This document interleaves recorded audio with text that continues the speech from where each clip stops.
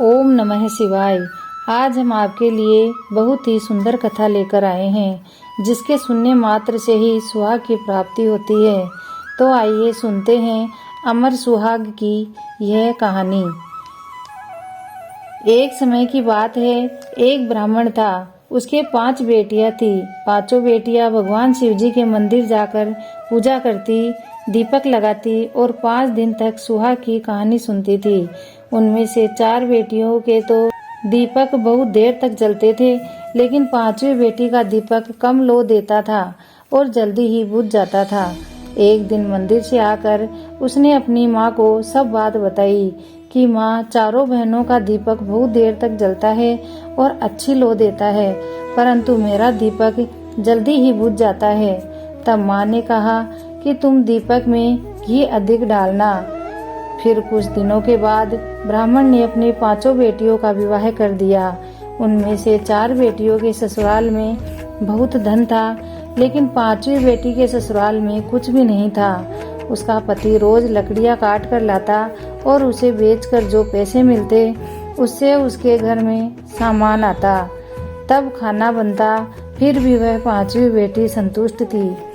एक दिन की बात है, उसका पति थोड़ी सी लकड़ी लाया। तब उसने पूछा कि आज इतनी ही लकड़ियां क्यों लाए हो? तब उसके पति ने कहा कि आज मुझे बुखार आ गया है, मुझसे इतनी ही लकड़ियां लाई गई। फिर दूसरे दिन जब वह लकड़ियां लेने जाता है तो पत्नी ने कहा कि मैं भी साथ चलूंगी क्योंकि आपके बुखार है। फिर दोनों जंगल में साथ साथ गए। थोड़ी सी लकड़ियां काटते ही उसके पति को वापस बुखार आ गया और वह चक्कर खाकर गिर गया और वहां पर ही मर गया। जंगल में उसकी पत्नी को आसपास कोई दिखाई नहीं दिया। वह सोचने लगी कि मैं इन्हें घर कैसे लेके जाऊं। उसने अपने पति के सिर को गोद में रख लिया और जोर जोर से रोने लगी और कहने लगी कि मैंने ऐसा कौन सा पाप किया है जिससे कि मेरा पति मर गया। वह विलाप कर ही रही थी कि शिव पार्वती भ्रमण करते हुए उधर से निकले। उसे रोते हुए देखकर वह रुके और बोले कि बेटी, तुम यहाँ क्या कर रही हो? तब उसने कहा कि मेरे पति की तबीयत खराब होने की वजह से इनकी यहीं मृत्यु हो गई। तब भगवान शिव ने कहा कि अपने पति का शव लेकर घर चली जाओ। तब उसने कहा कि मैं तो यहीं बैठी रहूंगी। तब भगवान को उस पे दया आ गई और बोले, तुम तो वही हो ना जिसका दीपक जल्दी ही बुझ जाता था? उसने कहा, हाँ मैं वही हूँ। तब शिवजी ने कहा कि तुमने दीपक तो हमेशा लगाया, लेकिन सुहाग की कहानी ध्यान से नहीं सुनी। फिर वह भगवान के पैरों में गिरकर माफी मांगने लगी और कहने लगी कि मैं सुहाग की कहानी ध्यान से सुना करूंगी। कृपा करके आप मेरे पति को जीवित कर दीजिए।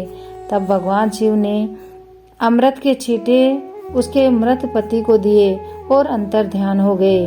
अमृत के छींटे पड़ते ही उसका पति उठकर बैठ गया और बोला कि मुझे गहरी नींद आ गई थी।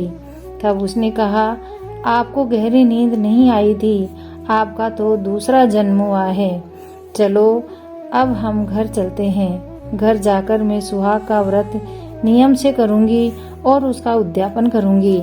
उसने सुहाग के उद्यापन में 5 स्टील की कटोरी, 5 चूड़े, 5 ब्लाउज पीस, बिंदी, काजल, रोली, मेहंदी और 5-5 रुपए सब में रखे।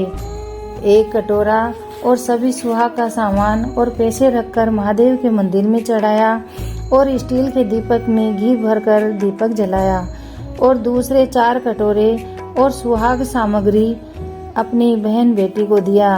उसके बाद उसकी सारी परेशानियां दूर हो गई और घर में सब तरह के ठाट बाट हो गए और खूब धन धान्य हो गया। उन्हें संतान सुख भी मिला और दोनों अपना जीवन सुख से बिताने लगे। हे भगवान शिव, जैसा आपने 5वीं बेटी को सुहाग दिया, वैसे ही कथा कहने वाले, सुनने वाले और उपहार देने वाले सबको सुहाग देना। कहानी अधूरी है तो पूरी करना, पूरी है तो मान बढ़ाना। बोलो शिव पार्वती की जय।